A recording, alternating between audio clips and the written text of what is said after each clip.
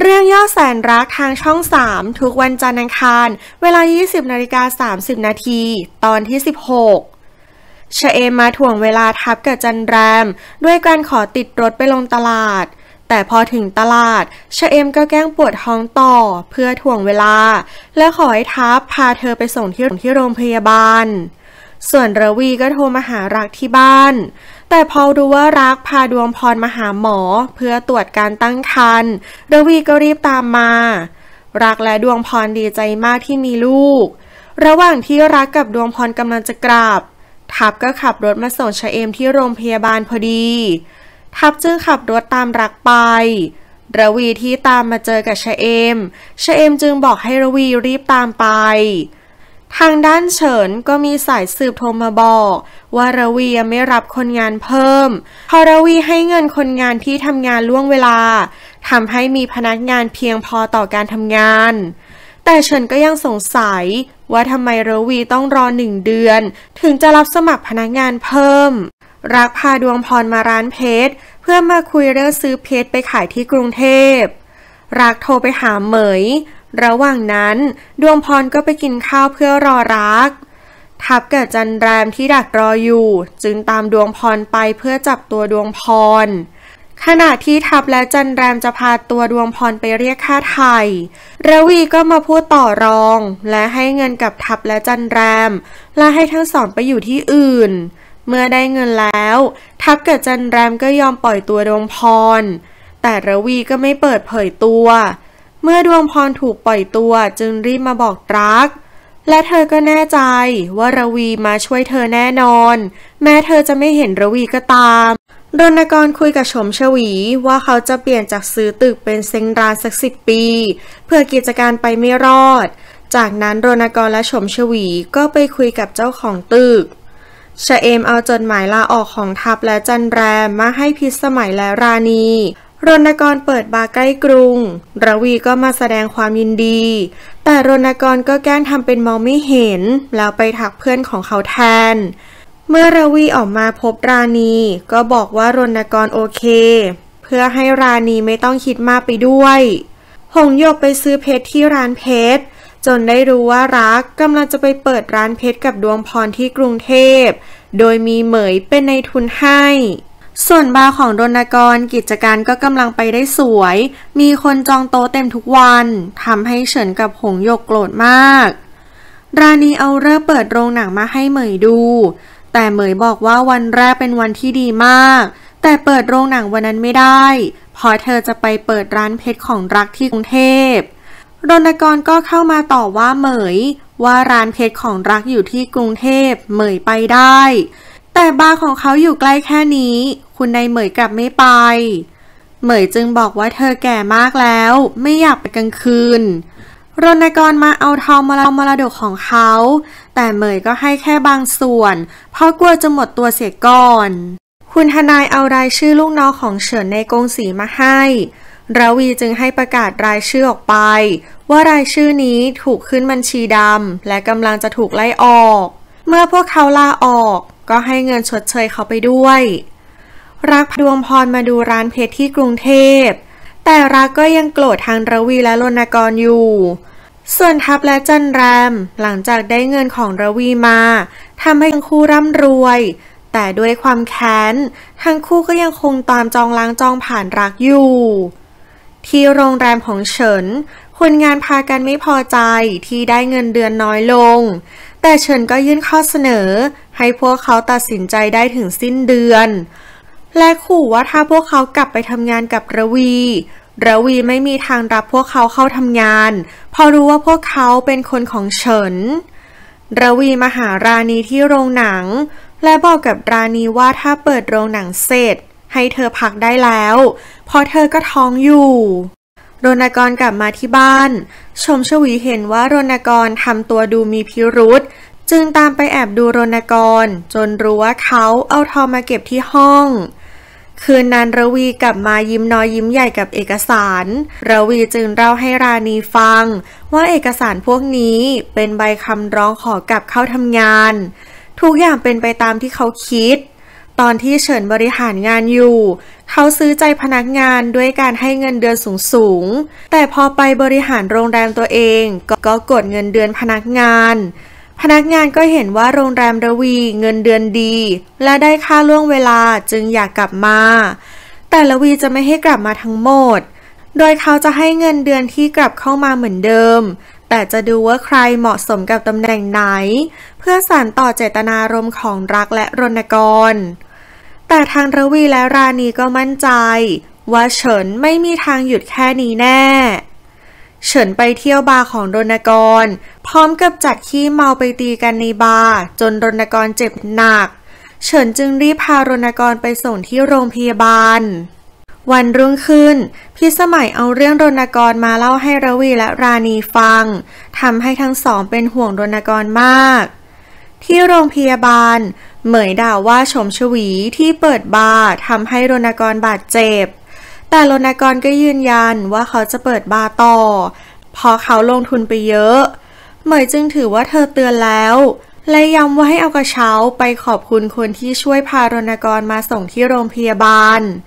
แต่พอรู้ว่าเป็นเฉินที่พารณกรมาส่งเหมยก็ตกใจมากทั้งเหมยและรณกรมั่นใจว่าเฉินต้องเป็นคนสร้างสถานการณ์ทั้งหมดแน่เหมยจึงแนะนำว่าถ้ารณกรจะทำบาร์ต่อก็ต้องมีนักเลงมาช่วยคุมบาร์เมื่อคุณนายเหมยออกมาก็พบว่าระวีมาเยี่ยมรณกรเหมยจึงต่อว่าระวีว่าเป็นต้นเหตุระวีจึงระเบิดความจริงที่เก็บไว้มานานจนคุณนายเหมยอึ้งตอนที่17ระวีมาเล่าให้ราณีฟังว่าเขาบอกความต้องการของเฒ่าแก่จิวกับเหมยแล้วแต่เหมยก็ยังหาว่าเขาต้องการฮุบกิจการทั้งหมดทำให้ระวีเสียใจมากราณีก็ได้แต่ปลอบและให้กำลังใจระวีเมื่อรักรู้ข่าวของรณกรจากดวงพรก็โทรไปถามอาการที่โรงพยาบาลกับพยาบาลแต่ไม่ให้โอนสายไปที่ห้องของรณกรชมชวีพูดจาใส่ร้ายพี่น้องให้รณกรฟังว่าไม่เห็นมีใครมาเยี่ยมและอ้างคำแนะนำของเหมยว่าควรมีนักเลงคุมบาร์จึงไปชวนฉัดมาทำงานให้ประกอบคนของเฉินเอาเอกสารที่ระวีแกล้งหลุดออกมาเรื่องบัญชีดำของคนที่จะโดนไล่ออกมาให้เฉินดูเฉินจึงนัดทุกคนมาพบกันเย็นนี้ปรากฏว่าไม่มีใครมาตามนัดและทุกคนก็ไปพูดคุยต่อรองกับระวีกันหมดทำให้เฉินโมโหมากระวีมาเล่าให้ราณีฟังว่าพวกพนักงานมาขออยู่ฝั่งระวีโดยเอาหลักฐานที่เฉินทุจริตมาให้ทั้งหมดเท่ากับว่าปัญหาคนงานของโรงแรมและกงสีจบแต่ระวีมั่นใจว่าเฉินไม่หยุดเพียงเท่านี้แน่เหมยนึกถึงตอนที่คุยกับระวีที่โรงพยาบาลสิ่งที่เฒ่าแก่จิวฝากฝังระวีไว้คือให้รักเป็นผู้ช่วยระวีไปก่อนเพราะเขาเป็นคนใจร้อนและถูกเลี้ยงดูมาอย่างตามใจถึงจะมีความคิดที่ดีแต่ไม่สามารถเอามาใช้ที่นี่ได้เฒ่าแก่จิวเชื่อว่าระวีมีความอรุ่มอร่วยเห็นอกเห็นใจคนอื่นมากกว่ารักน่าจะพาโรงแรมผ่านช่วงเปลี่ยนผ่านนี้ไปได้เมื่อทุกอย่างลงตัวก็ให้ระวีลงจากตำแหน่งแล้วให้รักมาบริหารงานแทนแต่ยังไงเหมยก็ยังไม่เข้าใจความหวังดีของเฒ่าแก่จิวและระวีอยู่ดีวันเปิดร้านเพชรของรักที่กรุงเทพรักไม่ได้เชิญระวีไปด้วยระวีจึงเผลอหลุดปากว่าไม่อยากไปไม่อยากเสียความรู้สึกอีกราณีจึงรู้ได้ทันทีว่าวันเปิดบาร์ของรณกรก็ไม่ต้อนรับระวีเช่นกันราณีจึงบอกว่าถ้าวันเปิดโรงหนังเธอจะเชิญทุกคนรวมถึงเฉินด้วยระวีก็ยินดีเพราะเขาคิดว่าลูกๆทุกคนต้องอยากมาแสดงความยินดีกับความฝันของเตี่ยแน่นอนที่ร้านเพชรของรักเพื่อฉลองเปิดร้านเขาจึงทำโปรโมชั่นพิเศษแต่ทุกคนก็ต้องตกใจที่ทับและจันแรมกลับมาในลุคใหม่แทบจะเป็นคนละคนกันพร้อมกับมีเงินหนาซื้อเครื่องเพชรชุดใหญ่ด้วยเงินสดแต่รักก็ยังไม่สบายใจที่เจอทับและจันแรมที่กรุงเทพอีกรณกรโมโหที่เหมยไปร่วมงานเปิดตัวร้านเพชรที่กรุงเทพที่โรงแรมลูกค้าที่จองห้องจัดเลี้ยงยกเลิกทั้งหมดระวีก็ตกใจว่าลูกค้าทิ้งค่ามัดจำเลยเหรอพ พนักงานจึงรีบแจ้งว่าลูกค้าไม่ได้มาจำเพราะเป็นลูกค้าของเฉินชมชวีพาฉัดมาทำงานเป็นนักเลงคุมบาร์ที่บาร์ของรณกรแล้ววางแผนว่าจะขโมยทองของรณกรแล้วหนีไปด้วยกันราณีมาตรวจงานที่โรงหนังแล้วเกิดปวดท้องแต่ระวีมาพอดี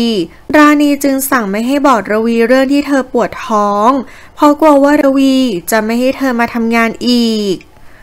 ราณีส่งการ์ดเชิญไปเชิญเฉินรณกรและรักมาร่วมเปิดตัวโรงหนังแต่เมียของแต่ละคนกลับยุว่าไม่ควรไปวันเปิดตัวโรงหนังมีคนมาแสดงความยินดีมากมายรักเห็นรณกรยืนอยู่ข้างนอกจึงเข้าไปทักแต่พอรณกรเห็นเฉินก็รีบเข้าไปห้ามเพราะกลัวว่าเฉินจะเข้าไปป่วนงานเปิดโรงหนังระวีจึงเข้ามาห้าม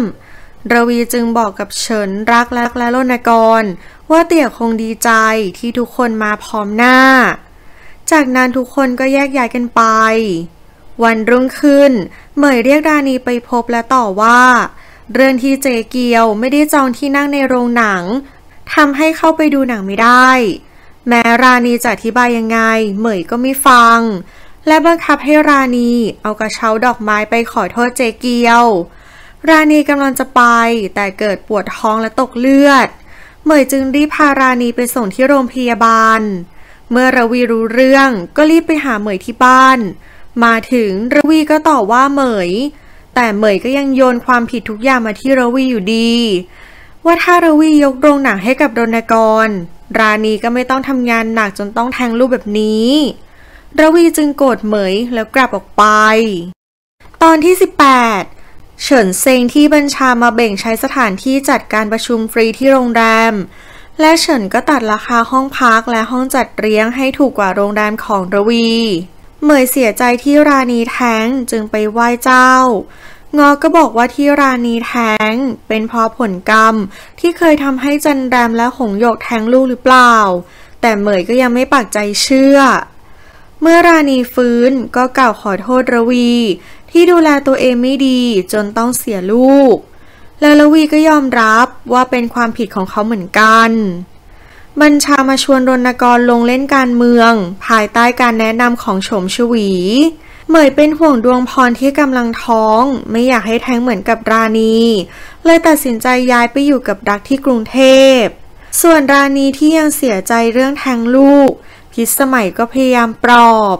ที่โรงแรมระวีกำลังเครียดพอลูกค้าพากันยกเลิกการจองห้องเพราะโรงแรมของเฉินตัดราคาห้องพักลูกค้าจึงย้ายไปพักกับโรงแรมของเฉินพนักงานจึงแนะนำให้ลดราคาแต่ระวีไม่ลดเพราะจะเสียมาตรฐานแล้วยังไงสุดท้ายโรงแรมของเฉินก็ต้องปรับราคาขึ้นพอทนขาดทุนนานไม่ได้หงโยกเห็นว่ารณกรมาพบกับบัญชาที่โรงแรมจึงเอาเรื่องนี้มาบอกกับเฉิน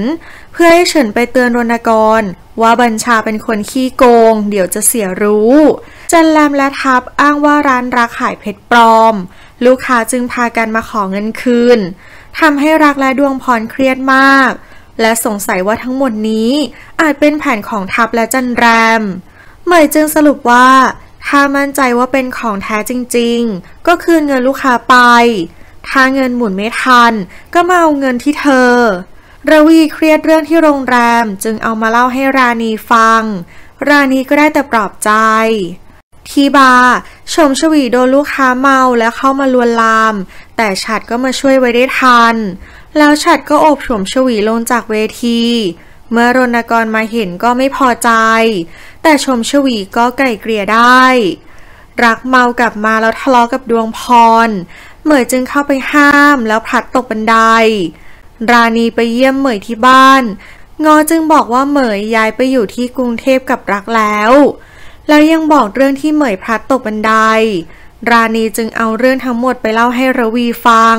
และชวนระวีไปเยี่ยมเหมยที่กรุงเทพแต่ระวีไม่ไปราณีจึงไปเยี่ยมเหมยแทนส่วนชมชวีก็มาบอกรณกรเรื่องที่เหมยตกบันไดและบอกให้รณกรไปเยี่ยมเพราะห่วงเรื่องมรดกแต่รณกรไม่ไปส่วนเฉินและหงโยก็สะใจที่เหมยตกบันได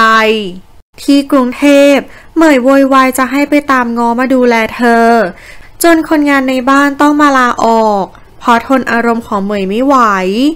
ดวงพรจึงให้คนงานไปทำอย่างอื่นไม่ต้องดูแลเหมยแล้วระหว่างนั้นราณีก็มาขอเยี่ยมเหมยพอดีเหมยพยายามไล่ราณีแต่เธอก็ไม่ไปจนเหมยต้องยอมให้ราณีดูแลรณกรมาคุยกับบัญชาแนะนำให้รณกรปรับปรุงภาพลักษณ์เกี่ยวกับหน้าที่การงานและครอบครัวและบัญชาก็แนะนำให้รณกรเลิกกับชมชวีและหาภรรยาใหม่ที่สามารถหาฐานคะแนนเสียงให้เขาได้ตอนที่19แม้จะโดนไล่ราณีก็ไม่หวั่นยังอยู่ดูแลเหมยเป็นอย่างดีราณีกำลังจะกลับจึงมาบอกกับรักจะหาพยาบาลมาเฝ้าเหมยราณีจึงแนะนำว่าให้หาพยาบาลมาเฝ้าแค่ตอนกลางคืนถึงเช้าส่วนตอนกลางวันเธอจะมาเฝ้าและดูแลเหมยเองรักจึงกล่าวขอบคุณราณีเมื่อราณีกลับไปแล้วรักก็ฝากร้านกับลูกจ้างเพื่อไปทำธุระแต่ลูกจ้างกลับขโมยเพชรไปขายให้กับทับและจันแรมแล้วหนีไปเมื่อดวงพรมาเห็นว่าเพชรหายไปก็นึกว่ารักขายแต่รักบอกว่าเขาไม่ได้ขายทั้งรักและดวงพรจึงรู้ว่าลูกจ้างขโมยเพชรไปขายคืนนั้นเหมยปวดฉี่เด็กในบ้านจึงไปตามดวงพรแต่ดวงพรไม่ไปทำให้เหมยไปเข้าห้องน้ำไม่ทันรักมาเที่ยวบาร์ที่ชมชวีเคยทำงานจึงถามกับสาวๆจนรู้ว่าฉัดเป็นสามีเก่าของชมชวีและฉัดก็ถูกประกาศจับเพราะขโมยเงินบาร์เมื่อราณีมาเยี่ยมเหมยก็พบว่าเหมยฉี่รถที่นอนและตกเตียงราณีจึงช่วยเปลี่ยนชุดและเปลี่ยนผ้าปูที่นอนให้ราณีเห็นว่ายังไม่มีพยาบาลมาเฝ้าดูแลจึงจะมานอนเฝ้าให้รักจึงมาเล่าให้เหมยฟังเรื่องที่โดนขโมยเพชรไปจึงโทรไปสั่งให้ง้อสั่งประจักษ์ให้เอาสมุดบัญชีและมอบอำนาจมาให้เธอที่กรุงเทพเฉินมาดูแลลูกค้าของตนที่มาจัดเลี้ยงในโรงแรมของระวีพอห้องจัดเลี้ยงของเฉินเต็มเขาจึงแนะนำให้ลูกค้ามาจัดเลี้ยงที่นี่เฉินจึงบอกกับระวีว่าถ้าไม่ไหวก็ให้ไปขอความช่วยเหลือจากเขาได้แต่ระวีก็บอกว่าไม่เป็นไรเขายังจัดการทุกอย่างได้รณกรมาตรวจนับทองพบว่าทองหายไปทำให้เขาเริ่มสงสัยชมชวีจึงบอกว่างอโทรศัพท์มาและเธอจะไปซื้อเสื้อผ้าที่กรุงเทพมาเตรียมใส่ร้องเพลงเมื่อรณกรมารับโทรศัพท์งอก็รีบบอกว่ารักมาขอเงินเหมยอีกแล้วรณกรจึงไปหาเหมยที่กรุงเทพรักมาคุยกับดวงพรว่าเขาจะเปิดร้านอีก1 เดือนถ้ายังไม่ดีขึ้นเขาจะปิดร้านรณกรเอาเอกสารธนาคารมาให้เหมยและขอเงินเหมยเท่าที่เหมยจะให้กับรักรณกรบอกว่าเขาจะลงเล่นการเมืองเลิกทำบาร์เลิกกับชมชวีและหาเมียข้าราชการสักคนมาแต่งงานด้วยแล้วเขาก็ต้องใช้เงินเหมือนกันระหว่างที่รณกรจะกลับรักจะบอกเรื่องชมชวีแต่เขาก็ไม่บอกเพราะเห็นว่ารณกรจะเลิกกับชมชวีอยู่แล้วส่วนพิสมัยคิดจะจัดงานประจำปีจึงจองห้องพักของระวีเพื่อช่วยอุดหนุนโรงแรมของระวีอย่างน้อยจะได้พอผ่านวิกฤตไปได้ระวีจึงกลับขอบคุณพิสมัยที่ช่วยเขาและพนักงานที่ร้านเพชรของรักจัดโปรโมชั่นลด 25% ทั้งร้านส่วนราณีก็ดูแลคุณนายเหมยเป็นอย่างดีแม้เหมยจะบ่นรำคาญราณีแต่ก็เริ่มยอมรับในความดีของราณีรณกรมานัดดูตัวกับทิพสุดาเมื่อทั้งสองเจอกันรณกรก็ตกหลุมรักทิพสุดาทันทีเมื่อเหมยไม่อยู่บ้านดวงพรก็ไปปาร์ตี้กับเพื่อนส่วนรักก็พานักร้องในบาร์มานอนที่บ้านเมื่อดวงพรกลับมาเห็นก็ทะเลาะกับรักจนดวงพรแทงลูกรักจึงรีบพาดวงพรมาส่งที่โรงพยาบาลเมื่อเหมยมาเยี่ยมดวงพรจึงได้รู้ความจริงทั้งหมดดวงพรจึงขอหย่ากับรักทันทีตอนที่10ระวีมาตักบาตรกับราณีเนื่องจากเป็นวันเกิดของระวีราณีจึงถามว่าระวีอยากได้อะไรระวีจึงบอกว่าเขาอยากให้พี่น้องกลับมารักกันเหมือนเดิมทำให้ราณีถึงกับหนักใจเหมยหนักใจที่ดวงพรจะหย่ากับรักจึงตัดสินใจไปคุยกับพ่อแม่ของดวงพรก่อนเพื่อไม่ให้ทั้งสองหย่ากัน ราณีมาหารณกรที่บ้านเพื่อขอร้องให้รณกรไปงานวันเกิดของระวีแต่รณกรยังโกรธอยู่จึงบอกว่าถ้าเขาว่างก็จะไปราณีโทรมาชวนให้รักมางานวันเกิดของระวีรักจึงด่าราณีกลับมาว่าดวงพรแทงลูกและร้านเพชรของเขากำลังจะเจ๊งยังไงเขาก็ไม่ไปงานวันเกิดของระวีแน่นอนเหมยไปคุยกับพ่อแม่ของดวงพรและเกลี้ยกล่อมจนสำเร็จเหมยกลับมาก็เจอกับรณกรขอให้เหมยจัดการนัดเจอกับครอบครัวของทิพย์สุดาลูกสาวประหลัดให้เพราะเขาต้องการแต่งงานกับเธอเพื่อสร้างภาพลักษณ์ก่อนลงเล่นการเมืองส่วนเลิกทำบาร์และเลิกกับชมชวีเขาจะจัดการเองเหมยจึงตอบตกลงส่วนเฉินก็หาทางทุกวิธีมากลั่นแกล้งโรงแรมของระวีอีกจนได้ราณีมาขอร้องให้เหมยไปงานวันเกิดของระวีแต่เหมยยืนยันว่าจะไม่ไปเพราะครอบครัวของเธอไม่ได้ให้ความสำคัญกับวันเกิดและเหมยก็มั่นใจว่าลูกๆของเธอไม่มีทางไปงานวันเกิดของระวีแน่นอนรณกรบอกกับชมชวีว่าวันนี้เขาจะไม่เข้าร้านแต่ชมชวีเห็นกล่องของขวัญก็เข้าใจว่ารณกรจะไปงานวันเกิดของระวีทับและจันแรมยังคงเดินหน้าใส่ร้ายร้านเพชรของรักว่าขายเพชรปลอมเมื่อรักรู้ก็รีบตามมาชกหน้าทับต่อหน้าลูกค้าร้านเพชรแต่ก็ถูกทับและจันแรมต้อนจนมุมรักจึงรีบหนีกลับไปรณกรเอาของขวัญมาให้ทิพย์สุดาฉัดที่ตามรณกรมาจึงรู้ว่ารณกรกำลังมีผู้หญิงคนใหม่ที่งานวันเกิดของระวีราณีขอให้เหมยรักและรณกรมาแต่สุดท้ายก็ไม่มีใครมาทำให้ราณีเสียใจมากจนร้องไห้ออกมาและเธอก็สารภาพกับระวีว่าเธอไปขอร้องให้ทุกคนมาแต่ก็ไม่มีใครมางานวันเกิดของระวีเลยระวีจึงบอกว่าเขารู้อยู่แล้วและขอบคุณที่ราณีพยายามทำเพื่อเขาจากนั้นพนักงานก็มาแจ้งว่ามีของขวัญกล่องใหญ่และมีกลิ่นเหม็นแปลกๆระวีจึงรีบไปดูก็พบว่าเป็นของขวัญจากเฉินเพื่อเป็นการขู่ระวีฉัดรีบมาบอกชมชวีว่ารณกรกำลังติดผู้หญิงคนใหม่ชมชวีจึงสั่งให้ฉัดไปจัดการกับทิพย์สุดาทันทีรณกรมาส่งทิพย์สุดาที่โรงหนังฉัดจึงฉุดทิพย์สุดาไปข่มขู่ว่าให้เลิกกับรณกรแต่คนของบัญชาก็มาช่วยทิพย์สุดาไว้ได้ทันเมื่อลูกน้องมาแจ้งบัญช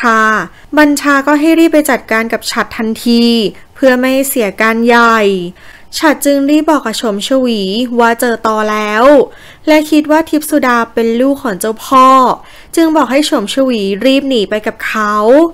แต่ชมชวีกลับบอกว่าเธอต้องกวาดทองของรณกรมาให้ได้ก่อนค่อยหนีไปกับฉัดจึงเร่งให้เธอรีบจัดการจะได้รีบไปจากที่นี่ระวีนึกถึงอดีตที่เคยฉลองวันเกิดกับรักและรณกรจึงได้แต่เสียใจว่าไม่มีใครมาอวยพรวันเกิดของเขาเลยรณกรจ้างป้าแม่บ้านที่ผับให้คอยจับตาดูฉัดและชมชวีป้าแม่บ้านจึงมาบอกว่าฉัดและชมชวีไม่เหมือนพี่น้องกันเหมือนคนรักกันมากกว่าบัญชาก็ช่วยรณกรสืบเรื่องฉัดและชมชวีจนได้รู้ว่าทั้งสองมีความสัมพันธ์เกินพี่น้องและบัญชาจะช่วยเขี่ยชมชวีออกไปจากชีวิตของรณกรเองทางด้านดวงพรก็เดินหน้าฟ้องหย่าเพราะเธอจะไม่ทนกับพฤติกรรมของรักอีกแล้วแม้เหมยจะขอร้องดวงพรก็ไม่ยอมและเก็บของออกจากบ้านไปเมื่อไม่มีลูกค้ารักจึงตัดสินใจสินค้าในร้านโดยลดถึง 50% ทับเกิดจันรามจึงร่วมมือกับเพื่อนไปกว้านซื้อทั้งหมดและแบ่งเงินกันจันรามจะไม่แก้แค้นรักแล้วเพราะเขาได้รับผลกรรมแล้วระวีคุยโทรศัพท์และคุยว่าจะวางระเบิดเที่ยงนี้เลขาจึงรีบโทรมาบอกเฉินทำให้โรงแรมของเฉินเกิดความแตกตื่นเพราะกลัวว่าจะโดนวางระเบิดแต่ก็ไม่ได้มีระเบิดแต่อย่างใดทำให้เฉินโกรธมากที่ระวีเอาคืนเขาแบบนี้ทางด้านระวีก็บังคับให้เลขาเซ็นใบลาออกเพราะเขารู้ว่าเลขาเป็นสายของเฉินระวีจึงจัดฉากทุกอย่างขึ้นโดยการซ้อนแผนการคุยโทรศัพท์คนเดียวเพราะเขารู้ว่าเลขาแอบฟังและไปรายงานเฉินแน่นอน สุดท้ายเลขาก็จนมุมและลาออกไปตอนที่21ชมชวีขโมยทองของรณกรแล้วหนีออกมากับฉาดแต่รณกรซ้อนแผนด้วยการเอาตำรวจมาตามจับจนฉาดถูกวิสามันแต่ชมชวีหนีรอดไปได้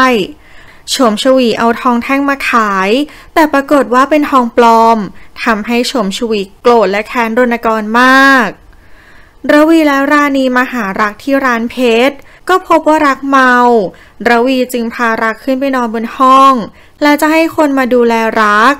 ส่วนราณีก็ทำอาหารไว้ให้จากนั้นระวีและราณีก็กลับไป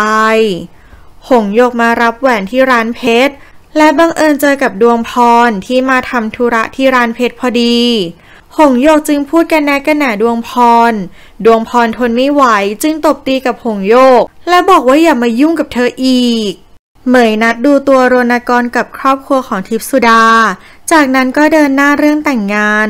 ที่บ้านทิพสุดาได้ฤกษ์ไทยมาแล้ว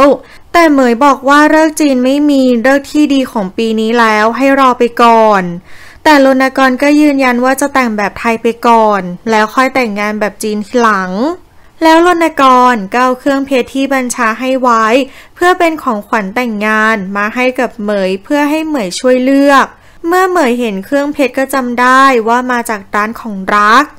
มาเซ็นใบหย่ากับดวงพรและสัญญาว่าจะหาเมียใหม่ให้แต่รักบอกว่าไม่เอาเพราะเขาคิดว่าเขาอยู่คนเดียวจะดีกว่ารณกรเอาการแต่งงานมาเชิญระวีแล้วรณกรก็ถือโอกาสเคลียร์ใจกับระวีแล้วรณกรก็เล่าว่าเขาเอาการแต่งงานไปเชิญรักแล้วรักจะปฏิเสธแต่รณกรก็ยืนยันว่าอยากให้รักมาอวยพรงานแต่งงานของเขาระวีจึงสัญญาว่าเขาจะลากตัวรักไปงานแต่งงานของรณกรให้ได้วันแต่งงานของรณกรระวีก็มารับรักไปงานแต่งด้วยกันตอนแรกรักจะไม่ไปกับระวีแต่สุดท้ายระวีก็ขอร้องรักจนรักยอมไปกับระวีส่วนชมชวีก็แอบปลอมตัวเข้ามาในงานเพื่อรอแก้แค้นรณกรระหว่างทางระวีจึงพูดความในใจที่เตี่ยสั่งเสียไว้และขอให้รักกลับมาบริหารโรงแรมเพราะเตี่ยอยากให้ระวีมาบริหารช่วงเปลี่ยนผ่านแล้วตอนนี้ศึกในโรงแรมก็สงบแล้วเหลือแต่กับเฉินที่ยังไม่หยุดจึงอยากให้รักกลับมาช่วยกันเมื่อทุกอย่างจบลงเขาก็จะถอยให้กับรักมาบริหารโรงแรมแทนราณีก็จะถอยให้กับรณกรมาดูแลโรงหนังส่วนระวีและราณีก็จะไปทำธุรกิจส่วนตัวรักจึงเข้าใจทั้งหมดที่งานแต่งงานของรณกรมีแขกมาร่วมงานมากมายระหว่างนั้นเฉินและหงโยกก็มาร่วมงานพร้อมกับบัญชาระหว่างที่ระวีและรักกำลังรีบไปที่งานก็มีอุบัติเหตุมาขวางทางไว้ทำให้ระวีและรักมาช้าไปด้วยระวีและรักจึงเดินมาแทนแต่ระหว่างนั้นราณีเห็นโฉมชวีจึงยิงรณกรและโฉมก็จะยิงเหมยแต่ราณีมาบังเอาไว้ทำให้ราณีถูกยิงส่วนโฉมชวีก็ถูกตำรวจจับเหมยเป็นลมแล้วมาฟื้นที่โรงพยาบาลจากนั้นทุกคนก็มารอที่ห้องผ่าตัดหมอจึงบอกว่าช่วยไว้ได้แค่คนเดียวปรากฏว่ารณกรตายทำให้ทุกคนเสียใจมากรวมทั้งเฉินและหงโยกด้วยตอนที่22จากเหตุการณ์นั้นทำให้รณกรตายแต่ราณีปลอดภัยเมื่อราณีฟื้นและรู้ว่ารณกรจากไปทำให้เธอเสียใจมากระวีขอบคุณราณีที่ยังอยู่และไม่ทิ้งเขาไปไหนที่งานศพของรณกรทุกคนเสียใจมากเฉินกับหงโยกก็มาขอร่วมงานศพด้วยรักจะห้ามแต่เหมยก็ยอมให้เฉินและหงโยกมาร่วมงานด้วยเหมยโทษตัวเองที่เป็นต้นเหตุของเรื่องทั้งหมดและยิ่งเสียใจหนักมากที่รักลูกชายคนโปรดเดินจากไปพอไม่อาจทนใช้ชีวิตในบ้านที่มีแต่ความทรงจำของรณกรน้องรักได้เพื่อนของทัพและจันแรมที่ช่วยไปปล่อยเพชรนัดมารับเงินแต่เมื่อทัพและจันแรมมาก็มาเจอกับรักจึงเล่าว่าเขาร่วมมือกับบัญชาเพื่อตามจับคนที่โกงเขาจากนั้นตำรวจก็เข้ามาแต่ทัพไม่ยอมและยิงตอบโต้ทำให้ทัพโดนตำรวจยิงและจันแรมถูกตำรวจจับ ส่วนเหมยก็มาใช้หนี้บุญคุณคืนราณีด้วยการคอยดูแลเธอที่โรงพยาบาลเมื่อพิสมัยมาเห็นก็แอบแซวแต่ก็โดนคนในเหมยเหน็บกลับมาจนได้เหมยทุกข์ใจมากจนล้มป่วยราณีจึงแกล้งคุยกับพิสมัยให้ระวีได้ยินว่าเหมยต้องการกำลังใจจากลูกๆระวีคิดได้จึงรีบไปเยี่ยมเหมยระวีมาขอโทษและเคลียร์ใจกับเหมยแล้วระวีก็ขอกลับมาอยู่ที่บ้านเพราะเป็นห่วงเหมยที่ต้องอยู่คนเดียวจากนั้นเหมยก็มาหาเฉินและหงหยกที่โรงแรมเฉินและหงหยกตกใจที่เหมยยอมวางทิฐิบุกมาขอโทษพวกตนถึงโรงแรมเฉินและหงหยกเองก็ยอมวางมือและซาบซึ้งในการมาของเหมยในครั้งนี้ต่อมาวันเกิดของเฒ่าแก่จิวจึงจัดให้มีการดูหนังฟรีที่โรงหนังเพื่อเป็นการฉลองวันเกิดเฒ่าแก่เฉินกับหงหยกก็เอาไอศครีมมาร่วมงานสุดท้ายรักก็กลับมาทำให้คุณนายเหมยดีใจมากรักตัดสินใจกลับมาทำงานที่โรงแรมกับระวีโดยมีข้อแม้ว่าระวีต้องอยู่ช่วยเขาบริหารระวีจึงตอบตกลงเฉินมาแจ้งข่าวว่าหุ้นส่วนของเขาไม่สร้างโรงงานข้างโรงแรมของระวีแล้วทางระวีรักและเฉินจึงร่วมมือกันเพื่อทำให้ทั้งสองโรงแรมดำเนินไปอย่างราบรื่นส่วนเหมยก็ให้ราณีมาทำบัญชีของที่บ้านทั้งหมดแล้วเหมยก็วางแผนว่าถ้ารักบริหารโรงแรมเข้าที่แล้วเธอจะให้ระวีมาช่วยดูแลกิจการแทนเธอจะได้วางมือเสียทีสุดท้ายครอบครัวก็กลับมาเป็นครอบครัวอีกครั้งผู้เป็นแม่ทุกคนรักลูกเท่ากันเพียงแค่แสดงออกไม่เหมือนกันเท่านั้นจบบริบูรณ์